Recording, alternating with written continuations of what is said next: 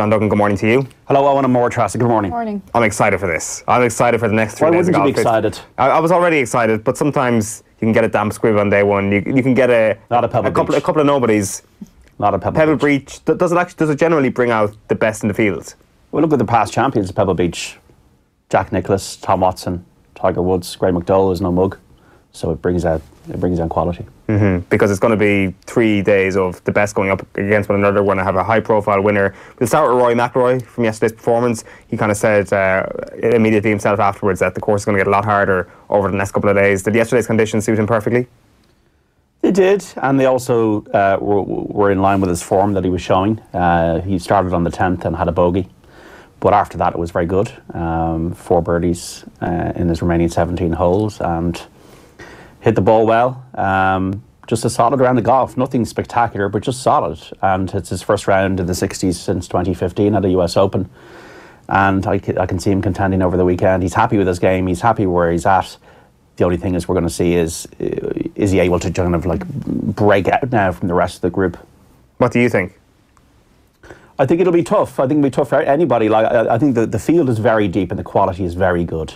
You've Dustin Rose on 6 under par. You have Xander Schauffele, who doesn't seem to have any nerves whatsoever, on 5 under. Louis Westhuizen's won an Open at St Andrews 5 under. Ricky Fowler, looking to shed that tag, is 5 under par. I think if you're at even par or worse, I think you're nearly out of it. I think that I can see somebody in that grouping around the five under, or even around back to 3 under par, maybe shooting a 5 under round today.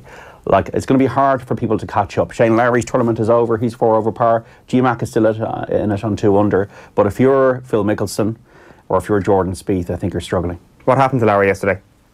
2 double bogeys. You can't make double bogeys in major championships and expect to win. It's rare that players come back from double bogeys and contend in majors. So, like, one... What's the you know, to err once is it foolish or whatever. So 2 double bogeys is just, no, you can't have that. I actually missed whatever happened there. Was it just getting to the hazards? Was it? I fell asleep. I've decided. You know what I'm going to do? I'm like the golfers. I'm going to ease myself into the US Open. So last night's existence was like a 70 for me. I'm going to shoot a 67, 65. In other words, I'm going to be watching more and more golf as the week goes on, and then I'll end up watching about 8 hours on Sunday night. It's not the perfect start though for Rory, like you said. It's like he's eased himself in because it was a solid start, and that's kind of what it's been missing. Just kind of just being solid at the beginning instead of going in all guns blazing and then pooh, gone the following day. Don't put pressure on yourself. Yeah, that's what he has done in the past in majors, and obviously playing last week seems to have helped. He won last week, and I would agree with you that just it's not always about explosives and fireworks. It's just sometimes about percentages, and that's what I think that, you know, I think it was Jack Nicklaus, and they've always said that you don't need to play perfect golf to win a major. And I think whoever wins this week will play very good golf, but not necessarily perfect golf. You're not going to play perfect golf at Pebble Beach. No, for sure. You tipped Ricky Fowler yesterday. He was your first tip. And the other 3 are not very good. So Spieth and Schneider, who's a disaster, and Lowry. But yeah, Ricky Fowler is looking very comfortable. Very comfortable. He said that was the worst he could have shot, 66. Right. So that was encouraging for me, I have to say. The thing with him will be nerves and bottle now, but regarding his game, he likes it out there. He's from the area. I think Ricky Fowler will do very well this weekend. We saw Jordan Spieth shout at his caddy yesterday. Michael Greller, yes. Yeah, in a very sarcastic manner. Good job, Mike. Yeah, he blamed him for 2 shots, but I didn't remember the caddy hitting the shots. That's on Jordan Spieth. He's the guy who hits the shots. I know caddies are paid well and everything, and they're there to advise. They're not there to execute. Yeah, they're not doing it for you. And also, if a caddy even hands you whatever reason, you can say, actually, no, I don't want to do that. You're still the independent person out there. You're the one doing the job. It reflects very poorly, I think, if you yell at somebody who's there to assist you. Also in a public forum and on television. If he did that in an office, would that be great? No, it wouldn't be acceptable. It's not acceptable, I think, in any line of work. So what about one of your teammates? Still not acceptable. In the sporting environment, if you are yelling tensions at people, running high. If you're not being constructive, instead of saying, why did you do that? Instead of saying, why not try this? That's not constructive. But it doesn't also fit the apple pie nature of Jordan Spieth's image. No, you're absolutely right. You know, I'm almost... it doesn't fit that beautifully coiffured, you know, the kind of guy who, you know, you bring home to the in-laws. hello, Mr. and Mrs. and everything will be very sweet. And then he like, then outburst, you know. You kind of like described a horror movie villain there. No, I'm just being a little bit facetious, but... He reminds me of the brother and stepbrothers. You know, the perfect brother with the perfect wife? That's Jordan Spieth right there. Yeah. So, like, is this the mask slipping of Jordan Spieth? Is this generally... Look, I think he is a good guy from all what I've kind of seen and observed over the years. I just think he gets too intense about it, and he maybe needs to remember who he is and what he's doing. To me, that kind of comes across as kind of entitled behaviour. And this kind of, he let himself down. It's not about us judging Jordan Spieth. It's Jordan Spieth letting himself down by just being a bit of an idiot to his caddy. And we've seen this in Bubba Watson before. And it just like, golf it also doesn't really, is not in line with the way golf is portrayed as just very gentlemanly and, that they've got more manners than everybody else. They don't. They live in individual bubbles. They're quite selfish. They have to be. You have to be, very self-centered sometimes to be a champion because you have to block everything out. But he didn't do a great job of it yesterday. I think it was 1 over par that he finished on. Is that just indicative of Jordan Spieth's current view on life at the moment? Frustration? Just... Like, once you start off your career like Jordan Spieth started it off, as in, like, it's no exaggeration to say what we were speaking about there a moment ago when it came to Pebble Beach and the Friday of that Masters that Jordan Spieth bottled.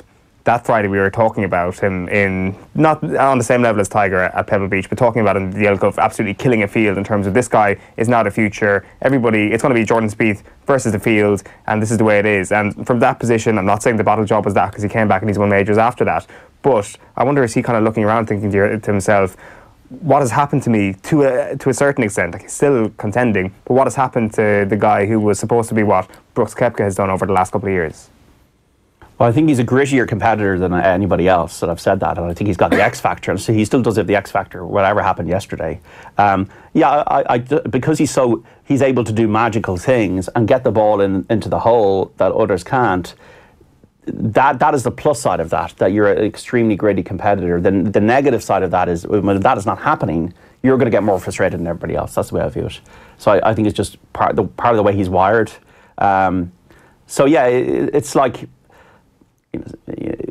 not being able to do the thing you think in your head that you can do is what is frustrating him. I don't really know if it's about, whether he's kind of thinking about, well, I'm not having the career necessarily in the last couple of years that I thought I would have. I don't know if it's about that. I think there's still plenty of time. He's only 25, but I just think it's part of his fabric that he expects as things to happen that are a bit out of this world, and he has proved that. But if it doesn't happen, then, and when you're seeing, because he was playing with Tiger yesterday, and when you're seeing, and he's playing with Justin Rose, and when you're seeing Justin Rose be 7 shots better, that's frustrating. So it's also the environment you're in. What are you looking out for today, over the next couple of days? So say we expect the conditions to be better, the course to harden up. Who's that favouring? Anybody who's got good putting and precision with their play. I think the fairways are quite soft and receptive. It's really about who. I don't think this is going to be. I wouldn't be surprised if this is a surprise winner. If Hideki Matsuyama comes out and wins, like, it's not going to be a surprise or undeserved. It's just about who is in control of what they're doing, more so than being able to get away with it, or having like a British Open, you have bad bounces, or the way you might get a bad like a phase of weather for 2 or 3 hours. I think the weather is going to be pretty consistent. So this is actually be quite almost like a boring winner. It'll be a precise winner. It'll be somebody who's dialed in with their irons and somebody who's putting well. I think putting will be the key over the next few days. So the second 9 is harder than the front 9, and it really will be about limiting mistakes. Rory only 1 mistake, G-Mac no mistakes. Ricky Fowler only 1 mistake, Justin Rose only 1 mistake regarding bogeys on holes. So Shane Lowry has played himself out of the tournament. It'll be and Tiger Woods will not win it.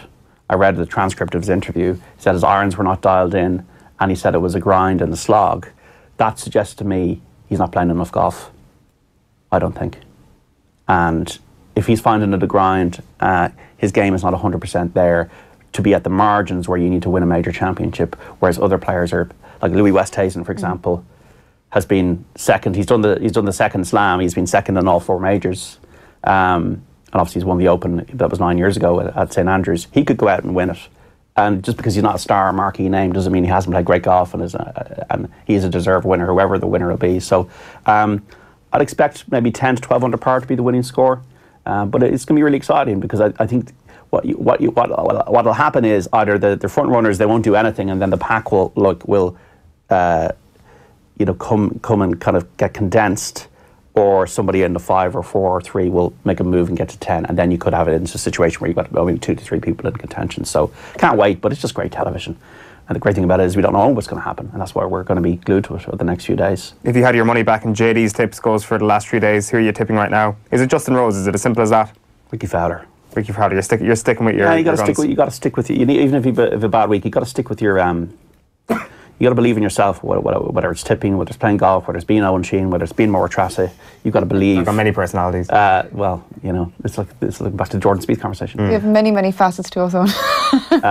No, I like Ricky. But I don't really have a strong view apart from that. I think Justin Rose is a good guy, and he's a proven winner, and he's won the US Open. He won the US Open 6 years ago, so he's done it. But it's going to be great. Good stuff, John. Enjoy the weekend's golf. It's going to be great. You. Right.